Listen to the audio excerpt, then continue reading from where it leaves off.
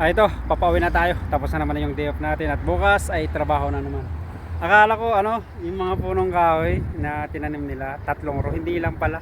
Ang dami.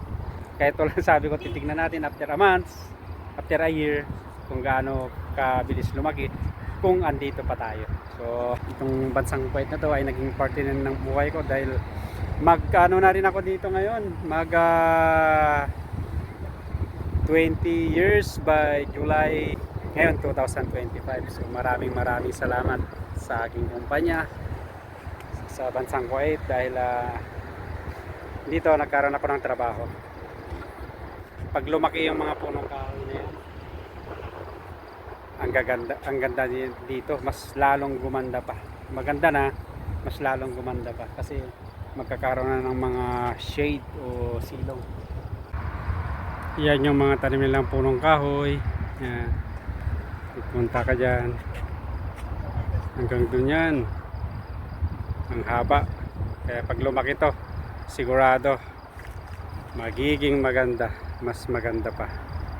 Yan o, mga punong kahoy. Isang magandang araw sa lahat. Magandang gabi dahil gabi na dito. May 6, 2025 at mag alas 8 na ng gabi. Day off natin kaya punta tayo dito sa may seaside at naglakad-lakad tayo. At napansin ko lang itong mga punong kahoy na tinanim nila, ang lalaki na. So sigurado to pag lumaki to, ang ganda na to. Kasi magiging shade na to, silong. Ito yung White Tower, papakita ko. Yan. Hanggang doon yan yung ng tanim na mga halaman. So titingnan natin after months, a year, kung ito ay lalaki na, sigurado ang ganda nito. Pero yung mga tanim nilang mga pulong kahoy, ang ganda na. Sigurado yan after yan yung White Tower, sigurado yan after months, a year, pag lumaki na yan, ang ganda na dito, diretso hanggang doon. Magiging silong na to pag lumaki mga yan. Sigurado mas magiging maganda pa dito kasi ito ay ginagawang pasyalan to. Ito yung White Tower. Parang ang bilis lumaki yung mga yung mga tanim nilang mga punong kahoy. Tapos doon hanggang doon yan. So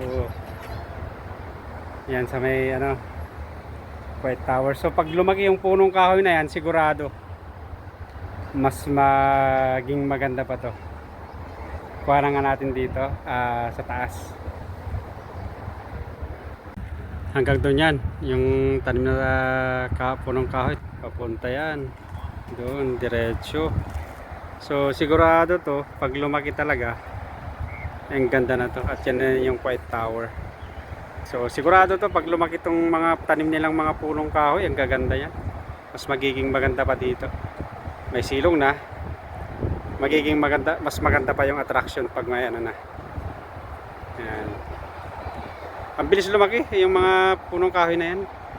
Nung mga nakarang para ang liit pa nung huling punta ko dito. Ngayon nagulat ako. Titingnan natin after a month, after a year, to ang sabi ko, i-compare natin kung gaano kabilis lumaki. Yan yung White Tower. Ito, papauwi na tayo. Tapos na naman yung day off natin at bukas ay trabaho na naman. Akala ko yung mga punong kahoy na tinanim nila, 3 row, hindi lang pala. Ang dami. 1 row, 2, 3, 4, meron din pala dito sa kabila, 5, tsaka nakapaligid. At sigurado to pag pag lumaki yung mga punong kahoy na yan, ang ganda dito, mas lalong gumanda pa. Maganda na, mas lalong gumanda pa kasi magkakaroon na ng mga shade o silong. Parang sabi, kaya nagulat ako nung pumunta ako dito. Kaya ito lang sabi ko, titignan natin after a month, after a year, kung gaano kabilis lumaki, kung andito pa tayo. So tapos na naman yung day off natin at ito pumunta tayo dito at nagpahangin. Ang ganda pa kasi yung klima, pero by next month sigurado na Kasi papasok na yung tag-init dito. So summer na. Ang bilis talaga yan. Yan yung napansin ko. Kaya kinuhanan ko ng video. Para sa ganun may compare natin after a month or after a year kung andito pa tayo sa bansang Kuwait. So itong bansang Kuwait na to ay naging parte na ng buhay ko dahil ano na rin ako dito ngayon. 20 years by July 2000 ngayon 2025. So maraming salamat sa aking kumpanya sa bansang Kuwait dahil dito nagkaroon ako ng trabaho 2 decades, so sorry, 2 decades pala 20 years. So maraming salamat sa iyong pagsama. So paano, uwi na tayo at ulit mga kapwa ko OFW sa mansulok ng mundo, kumusta naman ang buhay nyo? At ako pala ulit si Ronnie, isang OFW dito sa bansang Kuwait. Please support my channel, Ronnie Motilla Vlogs. Like, share, and subscribe. Have a nice and great day to all of you. Kita-kits sa mga sunod kong videos. Again, mga OFW, tiyagaan lang talaga. See you again.